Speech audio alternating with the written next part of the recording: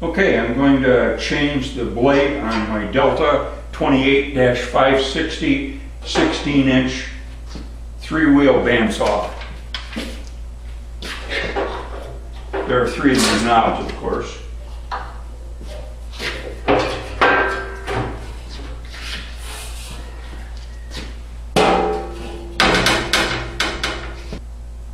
I think the first thing I have to do is release the tension here.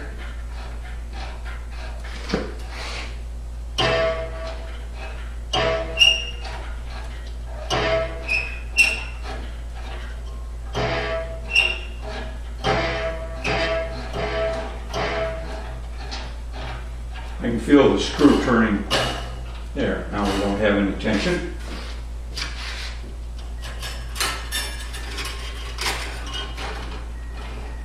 And there's the old blade. It's like about a 3/16 blade. There's no set left in it at all. I bought this at an online auction for $14 and it wasn't running, and believe me, it really wasn't running. There were 14 things that I had to do to it to make it run. Did you catch that? That's how you wind up a bandsaw blade.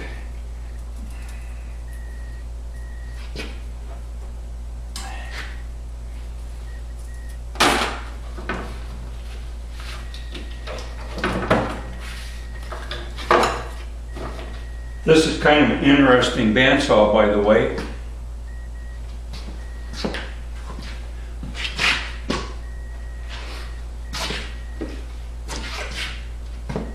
The motor shaft is here with this large pulley on it, and this is actually a belt that drives the driven pulley that runs the whole saw.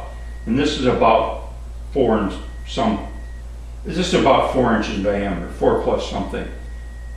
And so that's really fast for wood. But if you take this off, there's a domed, what's the word? There's another pulley under here that's about 1 inch in diameter, and that takes a shorter belt so that it runs a lot slower for cutting steel. So this is the wood speed, and if you take this off and get to this other pulley, then you use a different belt, which is again shorter than this belt, that size, to run steel. The belts that were on there, this is the belt, and I don't know how well this will show up here, but it was broken, obviously, and you know, it was about to go, and that's the belt. The 2 tires, on the other hand, they weren't even glued on, and maybe they don't have to be because the new ones aren't either, but they were so loose that when you'd run the saw, there are so many cracks and things in them, and again, I don't know if you can see those cracks, that the belts would actually expand and just almost come off the wheels, even though the wheels are all crowned, by the way. You know, so it just, the belts, the tires wouldn't stay on, and then obviously a blade wouldn't stay on either. So all that had to be replaced. I even tried making a new drive belt out of a piece of truck inner tube, and that worked fairly well, but it wasn't great. So I decided to bite the bullet and buy a whole new set of, which included a new belt of both the wood size and the metal size that I discussed, and a new pair of tires. And if you look at the saw, these orange guys here are the tires, and the blue guy there is the belt. Okay. And also, although you may not see much of it, I bought a $29 Harbor Freight stand to put under the thing, and they were on sale for $19.99. Nice stand. I mean, it's not made to support your average American car, but it does just fine for the bandsaw. Okay, so I took off the old blade, which is about a, I don't know, 8 or 10 tooth. And I'm going to put on a new blade, which is also 10 teeth. It's just a new one. This takes an 82-inch blade. And I got these from Olson.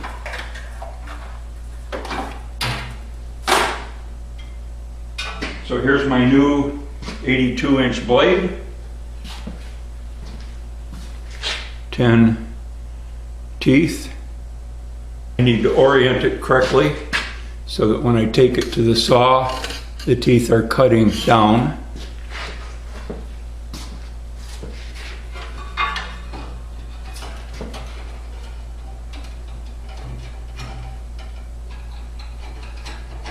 Make it fit in the upper and lower guides. This is always a little tricky, even with a two-wheel bandsaw, to me.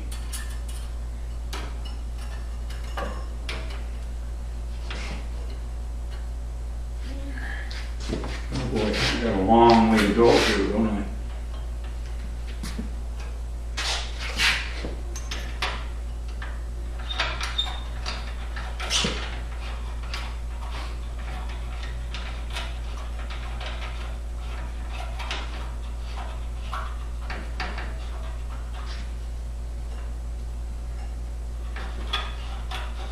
There's still about 2 inches of this adjustment screw to go, so hopefully I'm going to make it. But that belt that was on it that came with it must have been shorter than 82 inches, that's for sure.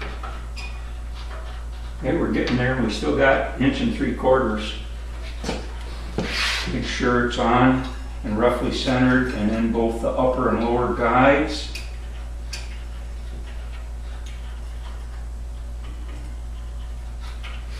Now we're starting to slowly pull up some tension.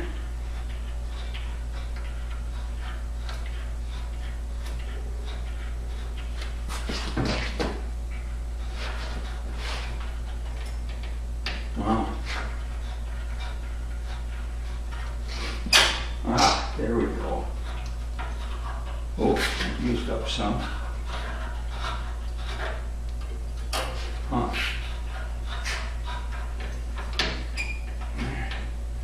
Fuse here.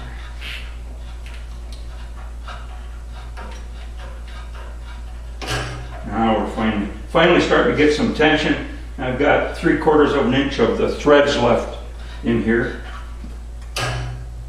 Dumb. Still dumb. 10, 12 threads left.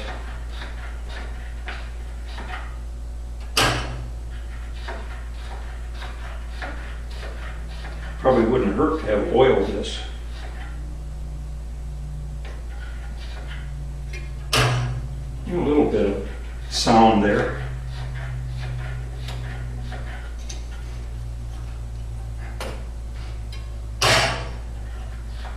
Coming along. Whoa, man.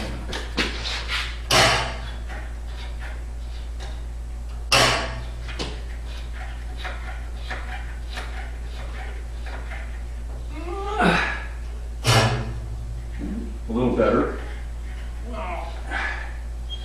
You know, I'm going to put a little bit of oil on that, even though it's late in the process.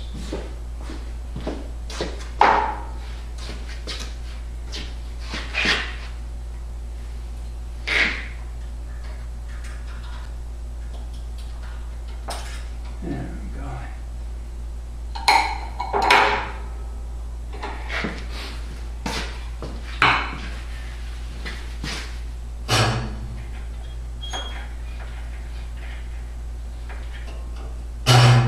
There, now it's finally coming.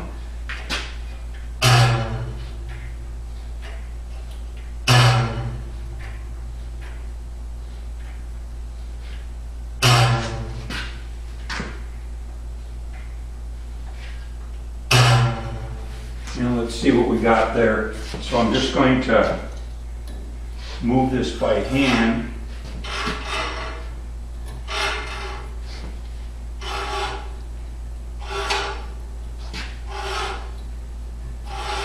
And I don't know if you can see it, how well you can see it, but the blade is pretty well centered.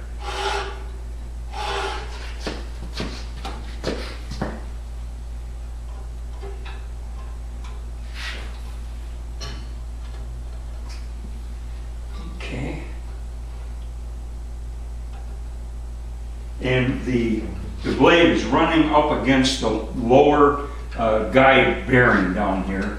I'm going to back that off just a bit.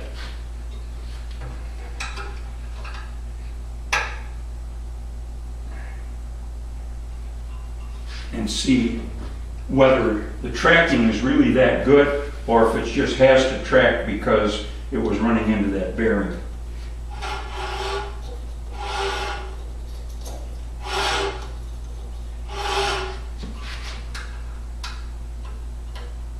Boy, it's just barely touching it.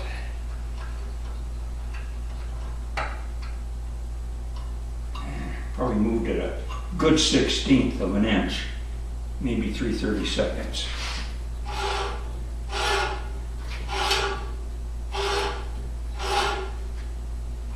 And you know what? I actually want it out a little bit more because I don't want the teeth to be hitting the guides.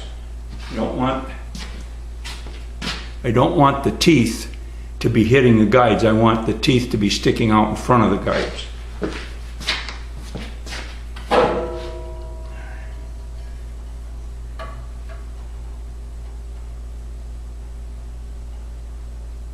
So there, right there, got that.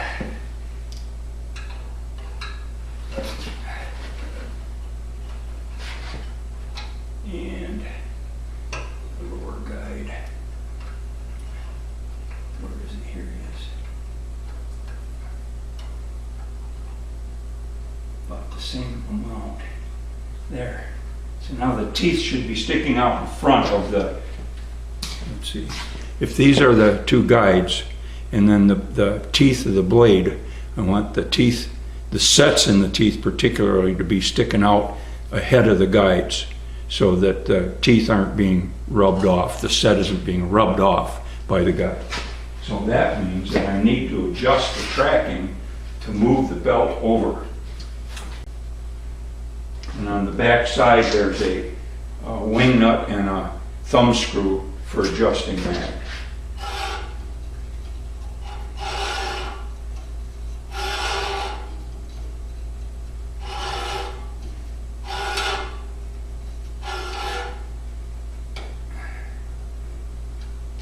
Let's see, so I usually goes toward the tight side. So if I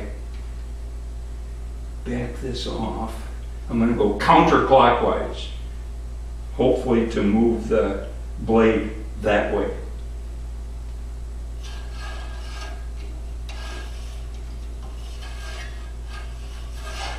I like that right there. So just you hear it, it just touches a little bit now and then. Okay. So all that, of course, is done with power off. Okay, now is the big test. Does the blade stay on when I turn the power on? And indeed it does.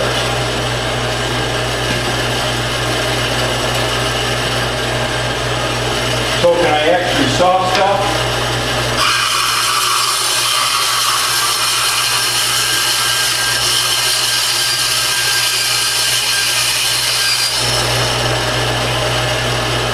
Yes, I can. So that was successful. Some people have complained about this particular saw, that the blades won't stay on.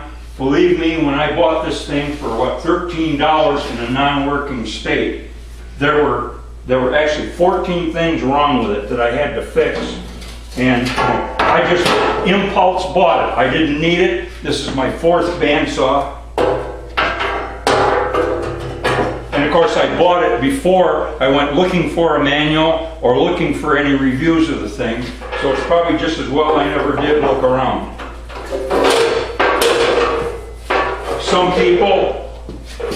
people seem to love them, and some people, and that usually people who never had one, hated it, the idea.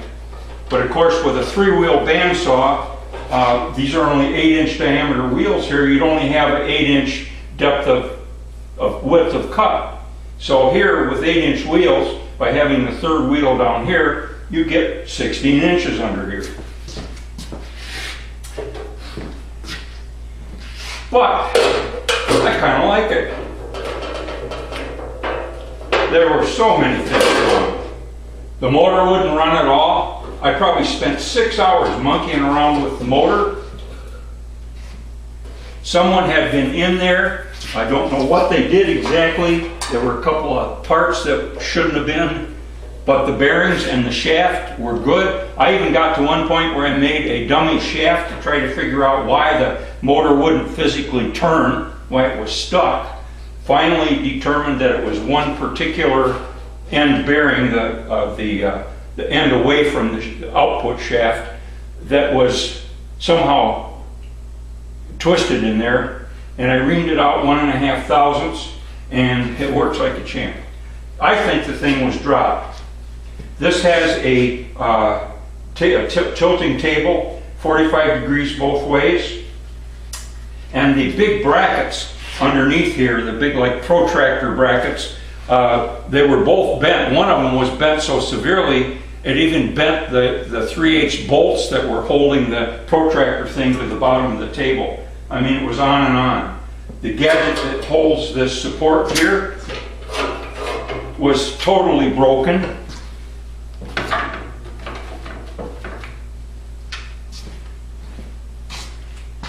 It's this device right here, which is supposed to be, this is supposed to be one solid piece of metal here. And here, it's actually, it almost looks like somebody ground, it almost looks like somebody ground off the piece that goes across here that was supposed to capture the guide, you know, when you pulled it tight to whatever position you were in. It just was broken. So I spent way too much time making my version of it a whole lot stronger and stuff. But it just went on and on with little things that were wrong. Well, I say little things that were wrong, little things and big things. The motor was a big thing. And of course the belts were another big thing. But the thing works like a champ now. And as you saw, it was absolutely a no-brainer to put a new blade on the thing. So I went out and I bought 2 blades from Olson Saw, as you saw. And the one that I just put in is a 3/8 10 tooth. And the other one that I bought is a 3/16 10 tooth that I bought. And the other one is a 3/8 4 tooth that I bought for doing more rough work.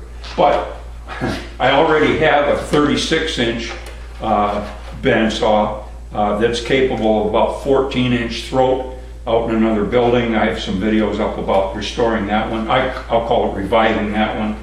And I have a 10-inch Delta Homecraft 2-wheel bandsaw that I've converted to use for both wood and steel. And then of course, like everybody who does metal work, I've got a 4x6 horizontal vertical bandsaw too. So I didn't really need this one. But at any rate, that's changing the belt on the Delta 28 560 16-inch 3-wheel motorized bandsaw. Thank you for watching.